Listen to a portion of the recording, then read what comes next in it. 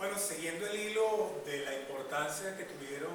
los planteamientos de José Rafael Núñez Tenorio y Ludovico Silva, les comentaba que la importancia que tuvieron estos autores en el plano de la discusión internacional o mundial sobre el marxismo es que estuvieron a la par, en un mismo plano de calidad, vamos a llamarlo así, de desarrollo intelectual con el resto de la discusión internacional sobre lo ideológico. También les decía que, a diferencia de otros temas y otras discusiones, en este caso hay una suerte de ruptura de esa situación de dependencia intelectual, de subordinación intelectual, de réplica y comentario de la elaboración teórica que se da en otras regiones del mundo y lo que estaba sucediendo en Venezuela. Es decir, había una discusión sobre esta temática, esta problemática de lo ideológico y la ideología que se compartía, que era coetánea con el resto de la discusión mundial, que estaba a la par, en el mismo nivel, intercambiando e incluso, en el caso de Ludovico Silva, mucho más significativo, incluso generando una lectura superadora de lo que eran las corrientes de interpretación dominantes sobre el tema de lo ideológico y la ideología en el plano internacional. A diferencia de José Rafael Núñez Tenorio, les decía que Núñez Tenorio tuvo la doble condición de ser un miembro fundamental, un integrante fundamental de la planta docente de la Escuela de Filosofía de la Universidad Central de Venezuela y una condición de militante revolucionario desde su temprana edad. Fue un miembro muy destacado de la juventud del Partido Comunista de Venezuela durante la lucha contra la dictadura de Marcos Pérez Jiménez. Después se integró a la vanguardia intelectual y política del Partido Comunista de Venezuela. Participó en este fenómeno que de alguna manera, como en el resto de América Latina, generó fuertes implicaciones en el desarrollo teórico, pero también traumatismos políticos, como fue la lucha armada y el desarrollo de la lucha armada. En el año 1965 se separa del Partido Comunista de Venezuela y ya en los años 70 fue miembro fundador de la Nueva Alternativa y ya en los años 90 se integra al desarrollo de lo que fue el movimiento Quinta República y al proceso bolivariano revolucionario en Venezuela. Entonces, a diferencia de Ludovico, la doble condición de militante revolucionario, de dirigente revolucionario y de miembro destacado de la planta docente de la Escuela de Filosofía de la Universidad Central de Venezuela lo va diferenciando, además de Ludovico Silva, que fue fundamentalmente un pensador, un filósofo, un literato, un poeta, que también tuvo obviamente una destacada participación apoyando a lo que fue el movimiento al socialismo como desprendimiento y división del Partido Comunista de Venezuela, pero tuvo como una mirada distinta de el posicionamiento como intelectual con relación a José Rafael Núñez Tenorio. Bueno, nosotros, para no hacer el cuento largo de esta presentación del proyecto de investigación, nosotros acá vamos a desarrollar fundamentalmente las semejanzas y diferencias en el análisis de la perestroika y la glasnost de Ludovico Silva y José Rafael Núñez Tenorio, utilizando como concepto y eje transversal de este estudio en una coyuntura histórica y política precisa la temática de la ideología y de lo ideológico. Héctor Silva, vamos a comenzar con el primer trabajo, que es el trabajo de Ludovico Silva, hacer una breve referencia. Este es un estudio básicamente documental, utilizando las herramientas de la hermenéutica reconstructiva y del análisis crítico del discurso para utilizarlas en su función ya no metódica, sino función metodológica, como herramientas fundamentales para la reconstrucción conceptual en una coyuntura histórica y política determinada de los planteamientos y formulaciones conceptuales y categoriales alrededor de lo ideológico. Ambos autores comparten la tesis de que lo ideológico debe ser replanteado no desde un plano o nivel de representaciones o nociones, sino desde una formulación o elaboración conceptual y categorial. Obviamente que estamos hablando de dos filósofos que tratan el tema de lo ideológico y de la ideología desde un plano conceptual, desde un plano de reconstrucción en la obra de Marx, de Engels y de los marxistas de estos procesos ideológicos, y diferenciando el plano de la ideología como representación, como sistemas de opiniones, sentimientos y actitudes que tienen los individuos, los grupos, sectores y clases frente a determinados temas económicos, sociales, morales, de diferente caracterización, y un plano ya propiamente conceptual, categorial, filosófico de la ideología, que va a ser elaborada y desarrollada desde diferentes focos conceptuales, tanto en Ludovico Silva como en José Rafael Núñez Tenorio. En el caso de José Rafael Núñez Tenorio es muy importante en su planteamiento de la ideología que Núñez Tenorio hace una referencia permanente en toda su obra, desde su primer momento, vamos a llamarlo así, ortodoxo, vinculado al marxismo-leninismo de los partidos comunistas latinoamericanos y en particular del Partido Comunista Venezolano, que tiene su propia especificidad histórica, su propia historia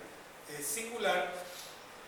Ese primer momento teórico de Núñez Tenorio podríamos llamarlo ortodoxo, es decir, Núñez Tenorio es un gran sistematizador de los planteamientos de la doctrina oficial del marxismo-leninismo, y fue el primer divulgador, difusor e incluso el primer elaborador de un manual llamado Introducción a la Sociología Marxista en Venezuela, que fue parte de su actividad de docencia y formación en el cuartel San Carlos durante su presidio por haber militado obviamente en la lucha político-militar, en la lucha armada en Venezuela. Allí desarrolla un trabajo de formación y docencia y elabora dos obras fundamentales de su momento ortodoxo, tanto la introducción a la sociología marxista como la introducción a la filosofía. Pues allí desarrolla con gran profundidad esta temática que va a ser también obsesiva en la lectura althusserliana del marxismo, la relación entre ciencia, ideología y filosofía. En el caso de Ludovico vamos a tener, además de una formulación propiamente reconstructiva de la obra de Marx, y no así del marxismo, es decir, a diferencia de esa relación de manual que tuvo José Rafael Núñez Tenorio en su primer momento, Ludovico fue un crítico permanente de las lecturas manualescas de Marx y Engels. Y a partir de esa reconstrucción muy filológica de Ludovico Silva, recordemos un poco que en su estadía en Europa, Ludovico Silva estudió filología, aplicada fundamentalmente al campo literario, pero luego la utilizó con gran fuerza en su propia interpretación de los textos de Marx y Engels, y desde allí fue que pudo hacer una suerte de reconstrucción del planteamiento sobre la ideología en los propios textos originarios de Marx y Engels, que dieron paso a la publicación de una obra de compilación de los textos originales de Marx y Engels llamada Teoría de la Ideología. Ludovico Silva entonces es una suerte de alter ego perfecto para analizar los planteamientos contrastantes de lo ideológico y de los procesos ideológicos y de la ideología, y lo vamos a ver un poco en este caso con sus reflexiones sobre este suceso fundamental que marcó la historia del siglo XX, como lo fue la perestroika y la glasnost, que desde el punto de vista retrospectivo podemos decir que fue el antecedente de la caída de la Unión Soviética, pero realmente en ese momento, si lo analizamos en detalle, desde 1985 hasta 1990, la perestroika y la glasnost trataban fundamentalmente de un proceso de modernización, renovación,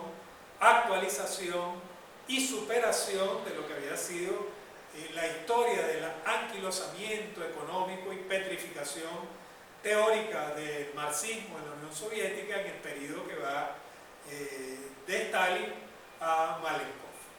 Es decir, el periodo que va de Stalin, un leve periodo de apertura con Khrushchev, luego con Brezhnev y después hasta llegar ya a la designación del propio Gorbachev en la dirección del Partido Comunista de la Unión Soviética. Gorbachev significó un proceso de reestructuración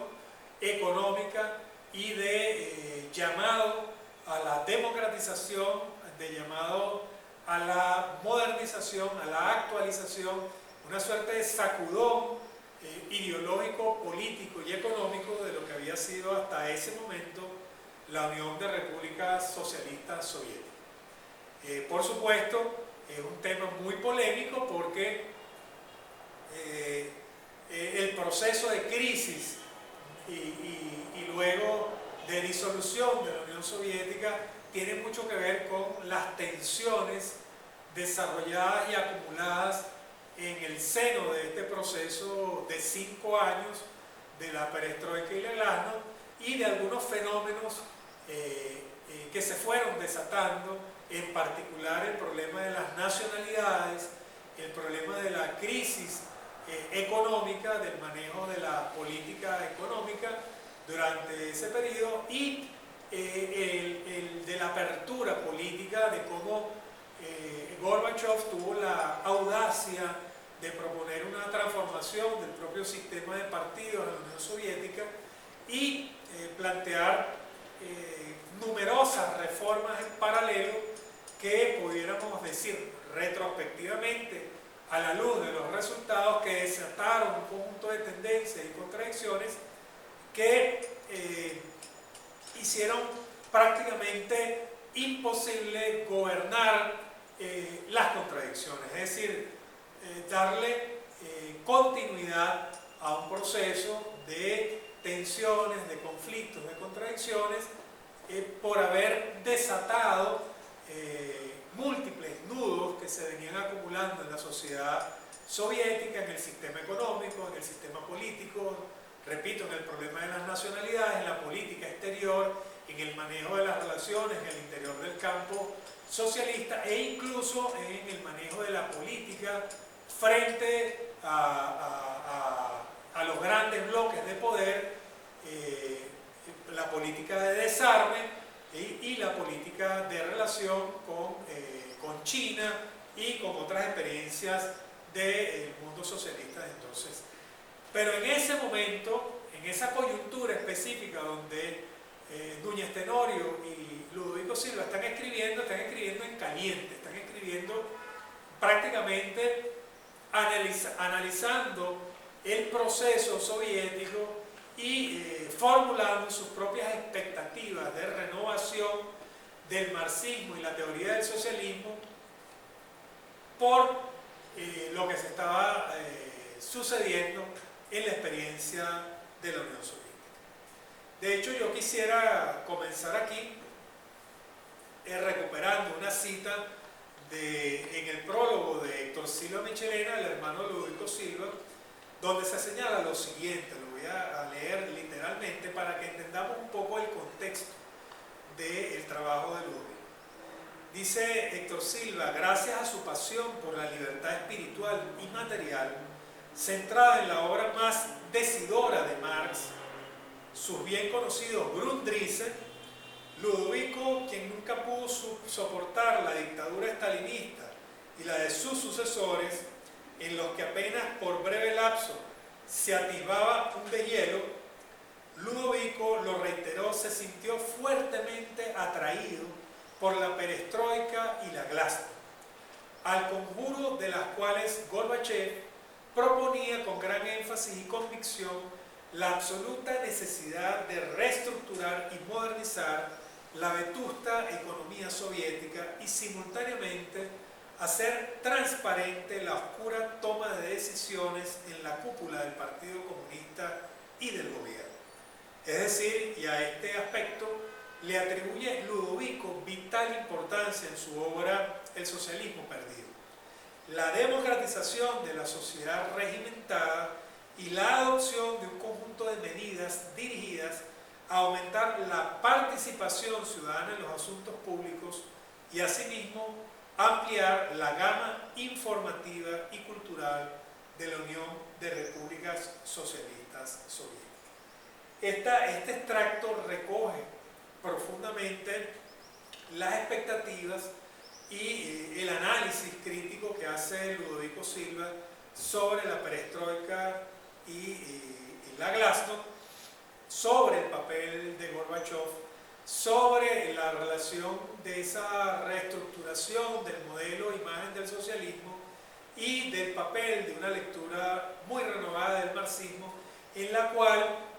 también Ludovico llega a afirmar literalmente en su texto que Gorbachev tuvo que haber,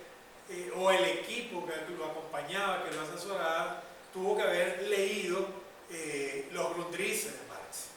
Es decir, los desarrollos que para Ludovico son centrales de la imagen y modelo del socialismo en los elementos fundamentales de la crítica a la economía política, lo que se llama generalmente como los borradores del capital, pues allí el papel del hombre, del individuo, el papel del tránsito desde una economía altamente desarrollada, impactada por los procesos de automatización y por una nueva modalidad de subsunción de la fuerza de trabajo al mando del capital, que es lo que llamamos la subsunción, el pasaje de la subsunción formal a la subsunción real, producto de este impacto de la revolución científico-técnica en la producción y en las condiciones de producción. Todo esto fue un tema central luego de una obra que poco se refiere, que es la obra de Radovan Ritschl, La civilización en la encrucijada, y la propia evaluación que desde el Partido Comunista de la Unión Soviética se hacía de las transformaciones científico-técnicas, de la revolución científico-técnica y su impacto desde el pasaje de la gran industria, desde la revolución industrial extensiva, desde ese modelo de acumulación extensiva que tuvo mucho éxito en el desarrollo de la estructura de la industrialización, en particular de la industria pesada en la Unión Soviética, pero ese pasaje desde la gran industria a la incorporación de los elementos de automatización, la revolución electrónica y la cibernética, y el papel de transformación de el trabajo manual y el trabajo intelectual calificado que suponía esa nueva revolución científico-técnica. Y eso tanto Gorbachev como Ludovico Silva lo enfatizan muchísimo, es decir, estamos en un proceso de transformación impactado por innovaciones radicales en el campo de la aplicación de la ciencia, la tecnología y la innovación en el campo productivo, y cómo esta modificación de la división social y técnica del trabajo va a generar una reformulación de la composición del trabajo, de los procesos de trabajo, del papel del trabajo manual descalificado hacia el trabajo intelectual calificado, y eso suponía además un proceso de modernización de los sistemas educativos, la ciencia, la tecnología, la cultura en la propia sociedad soviética. Y eso también lo vamos a ver en información de las 4 modernizaciones en el caso de China también. En el caso de China vamos a encontrar similitudes, por cierto, además procesos paralelos que se van desarrollando casi en un mismo lapso de tiempo con las 4 modernizaciones, de la modernización económica, la modernización de la ciencia y la tecnología, la modernización propiamente militar y la modernización en el plano social como elementos fundamentales de lo que será el proceso paralelo de esa transición en China entre la China maoísta y postmaoísta y la lectura que hace la dirección del Partido Comunista Chino y Deng Xiaoping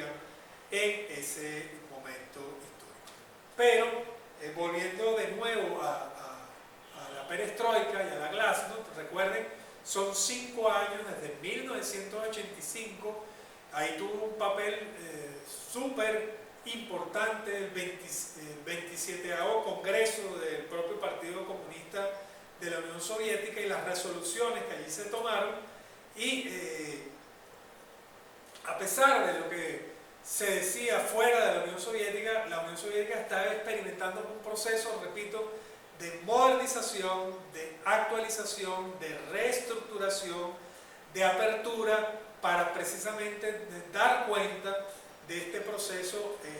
de anquilosamiento económico, de estancamiento económico, de malos resultados en el sistema económico y, por otro lado, de apertura política y de transformación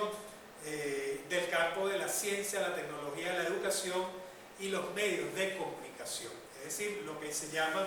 fundamentalmente la clase.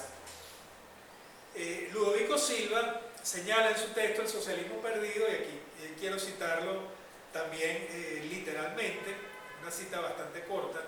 Dice: sirva también este ensayo para quitarme de encima un epíteto que me lanzaron con frecuencia los amigos del Partido Comunista de Venezuela, el de antisoviético. Nunca lo fui realmente, pese a mis críticas ácidas al socialismo real. Mucho menos ahora cuando todo hace prever el surgimiento en la Unión de Repúblicas Socialistas Soviéticas de una revolución socialista auténtica. ¿Qué estamos analizando con esta cita? Las expectativas que tenía el propio Ludovico Silva sobre las reformas que se estaban desarrollando en el seno de la Unión Soviética y del papel que tuvo en ese momento lo ideológico en la transformación de la conciencia, de las formas sociales de conciencia dominantes y dominadas en la propia Unión Soviética. Cuando hablamos de formas sociales de conciencia dominantes, estamos hablando fundamentalmente de todo el aparato burocrático, tanto partidista como de gobierno, que de alguna manera bloqueaba el desarrollo de profundos debates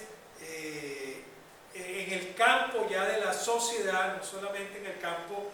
de las instituciones académicas de la Unión Soviética, que obviamente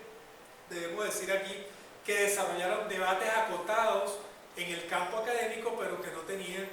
un impacto generalizado en las formas sociales de conciencia y de la política en el campo de la información y la educación pública, de la educación masiva en la sociedad soviética.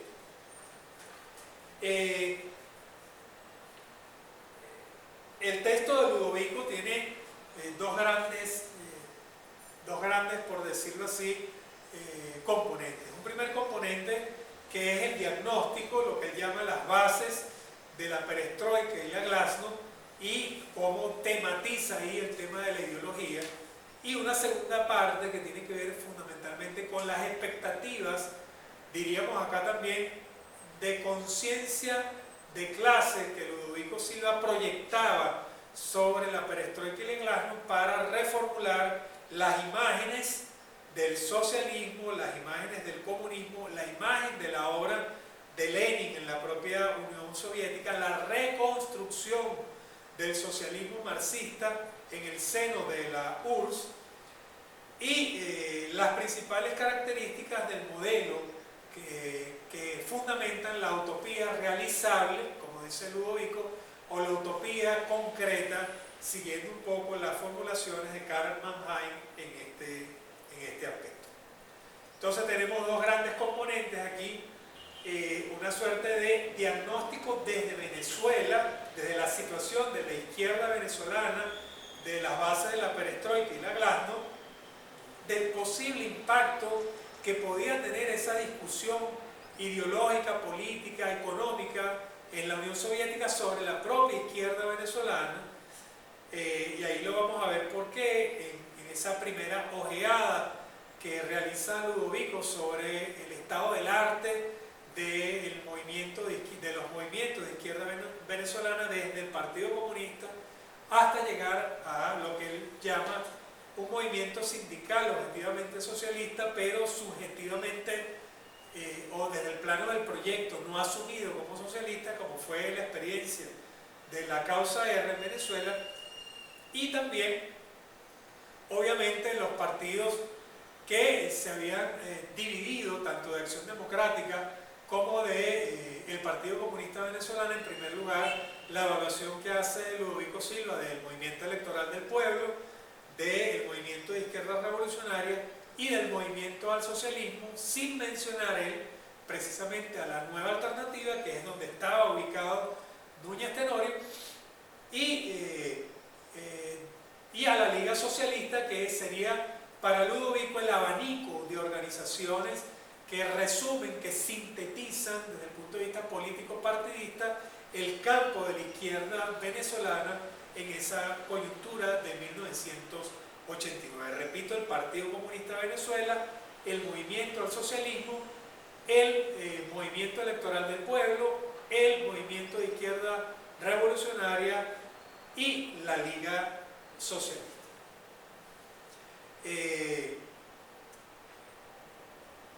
Ok. ¿Cuál es la importancia de la perestroika y la glasnost? Para Ludovico Silva, la glasnost es el link, la conexión, el nodo fundamental de relación entre su teoría de la ideología y las transformaciones que se venían dando en la Unión Soviética. ¿Por qué razón? Porque la glasnost implicaba una revolución en el campo de la superestructura ideológica y social, tal cual como la denominaban los marxistas hasta ese momento. Era una revolución en las formas sociales de conciencia, en el tratamiento del conocimiento, los valores, la información y la comunicación en ese momento. Entonces Ludovico hace toda una reflexión del papel de la glasnost en esa polémica entre la renovación cultural de la URSS y los planteamientos ideológicos como falsa conciencia, como ocultamiento, como velo, como mixtificación de las relaciones económicas y políticas de la propia sociedad soviética. Para Ludovico, la glasnost iba a colocar en primer lugar la tensión entre lo ideológico como falsa conciencia y lo cultural como conciencia crítica y creativa que permitía una reformulación del papel de la comunicación, del papel de la educación, la ciencia, la tecnología y las artes en el seno de la sociedad soviética. Y cómo esa transformación en el campo de la conciencia, en el campo de la distinción entre cultura, superestructura cultural y superestructura ideológica, iba a permitir un proceso de desalienación, que era la temática fundamental para Ludovico Silva a partir de la lectura de los Grundrisse de Marx, y el desarrollo de la libre individualidad. ¿Qué significa esto? Esto significa que para Ludovico Silva el desarrollo de una imagen del hombre libre, del hombre creativo, del hombre constructor de nuevas relaciones sociales, de nuevas relaciones económicas, de nuevas relaciones políticas, pasaba por la glasnost como palanca fundamental de cambio de la conciencia. De hecho, en este texto de Ludovico Silva, En busca del socialismo perdido, hay un anexo final que es una conferencia previa del año 1978 que tiene que ver con la interpretación de la imagen del Che Guevara, del socialismo y el hombre en Cuba, y del papel de los factores de la conciencia y de la moral para las transformaciones socialistas. Aquí, en esta parte, Ludovico hace un fuerte vínculo entre la glasnost, los planteamientos de Marx, los Grundrisse, que van a ser desarrollados en la obra teórica, si se quiere, más sistemática de Ludovico, como es la alienación como sistema, y el desarrollo de una nueva imagen de la libre individualidad del hombre. Es decir, de la superación del colectivismo burocrático en la construcción del socialismo. Si se quiere, los autores de referencia fundamentales con los cuales intercambia Ludovico en ese momento son Ernst Mandel, que es uno de los fundadores de la Cuarta Internacional, y la obra de Adam Schaff, que fue uno de los filósofos marxistas más importantes de la sociedad polaca en aquel entonces, y un trabajo de Schaff que tiene que ver con la alienación, que se llama El marxismo y el individuo. Aquí también Adam Schaff hace una fuerte referencia teórica a los Grundrisse, que fueron publicados muy tardíamente en la Unión Soviética. Además, hay un elemento aparentemente anecdótico. La Unión Soviética publica los Grundrisse de Marx en alemán en 1939. Y solo es a partir de la década de los 50, ya después del fallecimiento de Stalin, que se publica en ruso esta obra de Marx. Es decir, que fue publicada como parte de los Mega, es decir, de toda la obra completa de Marx publicada en la Unión Soviética, pero en alemán. Y solo luego del fallecimiento de Joseph Stalin, en la década de los 50, es que son publicados los Grundrisse, y tienen un impacto muy fuerte sobre todo el campo socialista y sobremanera en las corrientes del marxismo crítico en cada uno de los países del campo socialista y en la propia Unión Soviética. Bueno, la glasnost entonces es la palanca de cambio fundamental de la conciencia, y repito, de esta separación tajante que plantea Ludovico Silva entre cultura e ideología. Para Ludovico Silva, cultura es el campo de articulación de los valores de uso, de la capacidad de formulación del pensamiento crítico, de la capacidad de crear en el campo de la educación, la ciencia, la tecnología y las artes, de la literatura, de la filosofía. Y en contraste, la ideología son las formas de ocultamiento, las formas de velo, de mixtificación, de falsa conciencia frente a las relaciones económicas y políticas. Es decir, que sirve como apología, como legitimación, como justificación de las relaciones económicas dominantes,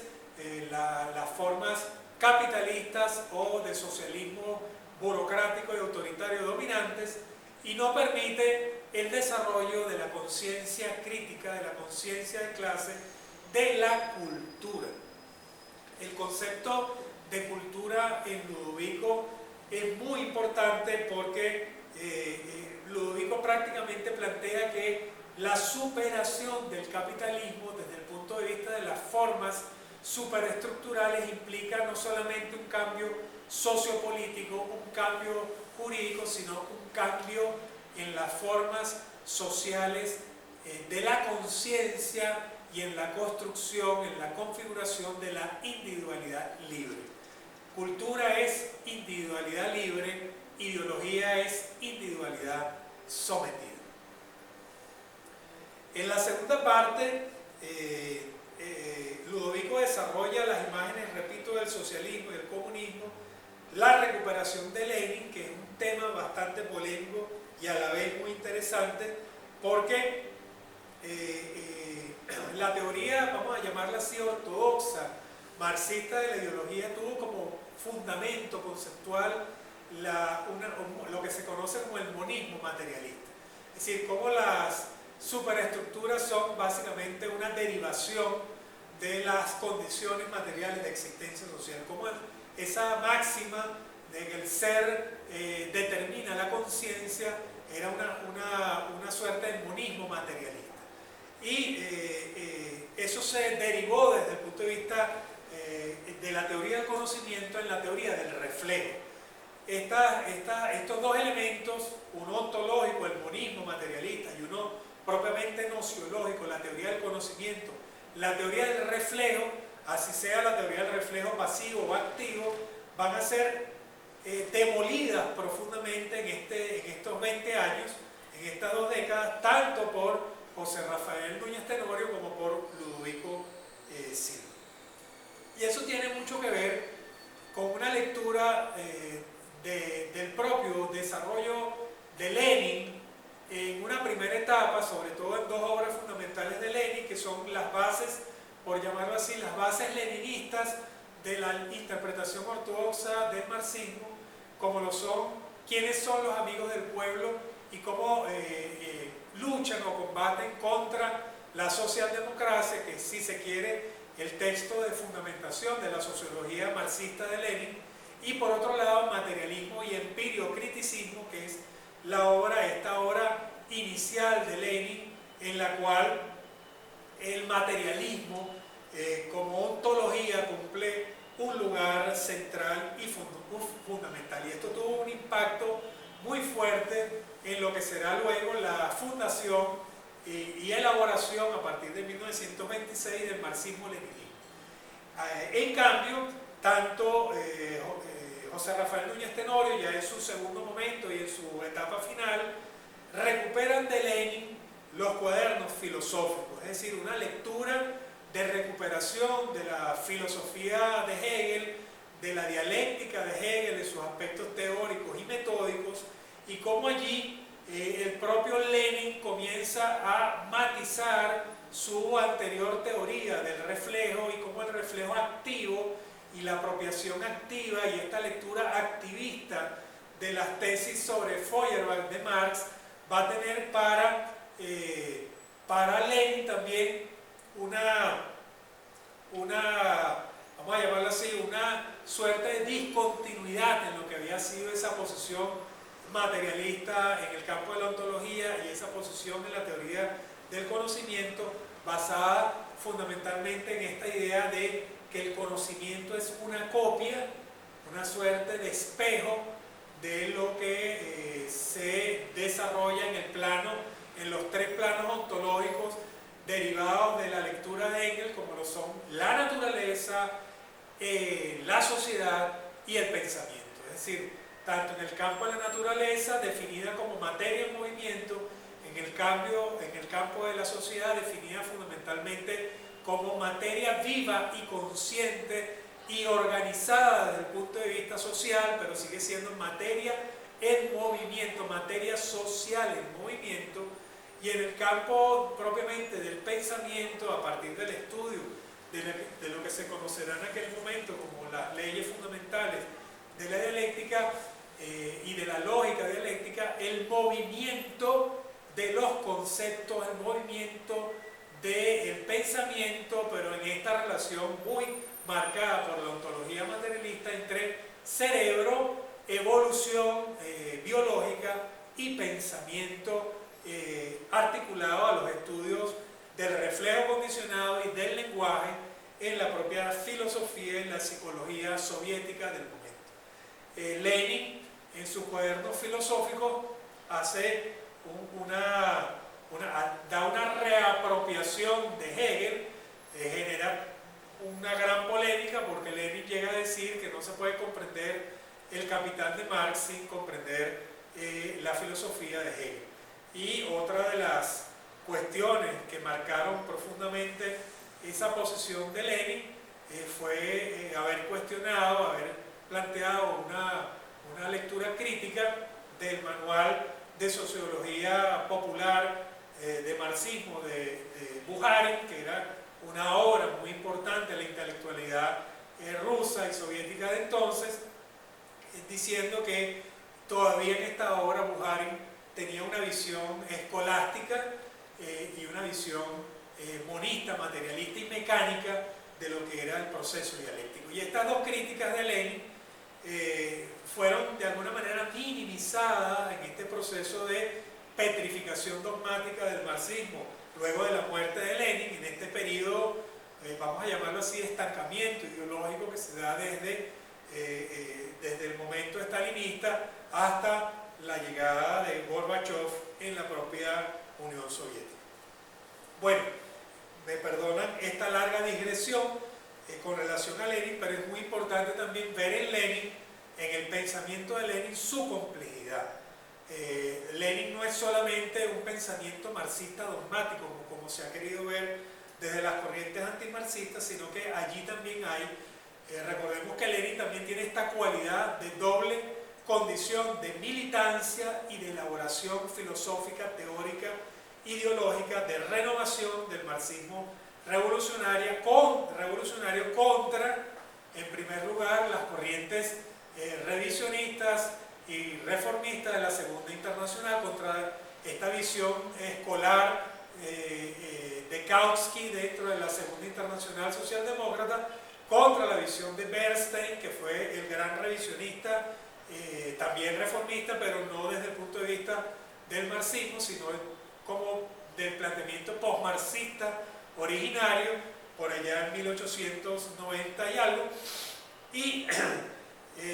también Lenin juega un papel central en esta lucha de posiciones entre ese marxismo de la Segunda Internacional y el marxismo revolucionario de la Tercera Internacional. Y luego, a partir de 1926, tendríamos ya Lenin fallecido, la institucionalización del marxismo-leninismo. Bueno, estos tres momentos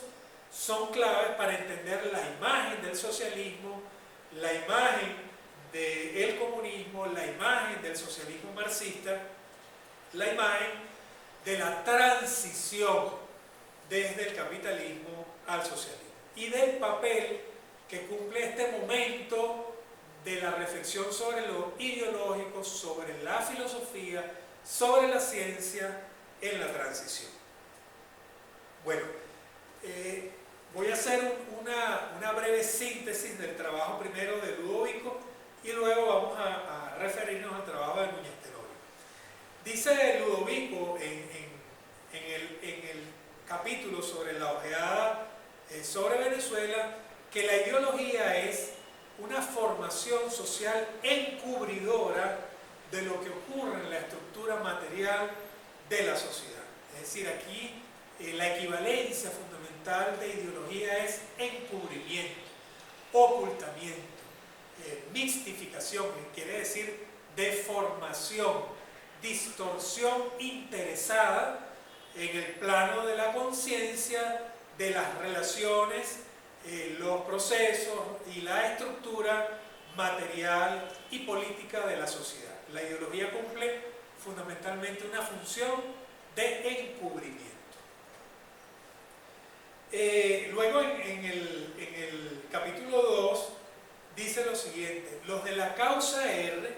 saben insuflar a los trabajadores conciencia de clase, que según decía Marx es el perfecto opuesto de ideología. Es decir, aquí vamos a ver cómo Ludovico mantiene su concepción de que conciencia de clase es lo opuesto, es decir, el opuesto correlativo, para decirlo en términos de real repugnancia, como dice Kant, el opuesto correlativo de ideología es conciencia de clase. En el sentido estrictamente ya notado, y nos manda acá a teoría y práctica de la ideología. Dice Ludovico más adelante: no quiero decir que partidos como el MAS o el MIR no hayan realizado en el pasado una intensa labor de lucha para lograr que todos los explotados en el país tengan conciencia de sus derechos. Resalto esta idea, conciencia de sus derechos. Pero le faltan dos cosas, dice Ludovico: un método psicológico efectivo para realizar la delicada labor que se traduce en una constante creación de conciencia allí donde el sistema ideológico ha puesto una caparazón de inconsciencia, que se traduce, como todos sabemos, en una constante propaganda subliminal o no, destinada a engendrar lealtades hacia el mercado de mercancías y los demás valores de la sociedad capitalista. Aquí también hay una suerte de concepción tácita, de concepto tácito, de definición, de manejo de Ludovico Silva de lo que sería ideología. Caparazón de inconsciencia que se traduce en constante propaganda subliminal o no, destinada a engendrar lealtades hacia los valores de la sociedad capitalista. También en este texto, El socialismo perdido, dice Ludovico lo siguiente. Vamos a revisarlo literalmente. Actualmente opera en su psiquismo como un mandato del mercado y una suerte de obligación impuesta por la incesante propaganda. Ludovico de alguna manera fue un gran crítico no solamente de la ideología como forma social de conciencia, sino del aparato que sostiene a los medios ideológicos dominantes en la sociedad, la industria cultural, la industria de la conciencia. Es decir, no podemos entender el concepto de plusvalía ideológica sin las instituciones que soportan y sirven de aparato material para el ejercicio de la función ideológica. Sigue hablando de los medios de comunicación masivos, de cómo se insuflan mensajes ideológicos y cómo en la plusvalía ideológica dice: ¿qué es la ideología? Consiste en la extracción de trabajo psíquico excedente, extracción que no se queda en el reino de las ideas o representaciones del mundo. Fíjense, no es un tema de ideas o representaciones, sino que incide como refuerzo importante en la producción de plusvalía material, ya sea en la forma de plusvalía absoluta o en la forma de plusvalía relativa. La plusvalía, lo que planteaba Ludovico Silva con relación al concepto de plusvalía ideológica es que desde el momento en que las capacidades intelectuales, las capacidades afectivas, la energía psíquica de alguna manera está invertida en la reproducción de la concepción del mundo dominante, del sistema de valores del capitalismo, en ese momento se está produciendo, se está generando plusvalía ideológica. Es decir, todo el trabajo psíquico, todo el trabajo, la capacidad humana en el campo de los valores, en el campo de los afectos, en el campo de las ideas, que desemboca, que deriva en lealtades ideológicas hacia el sistema, para Ludovico es producción de plusvalía psíquica, de plusvalía ideológica.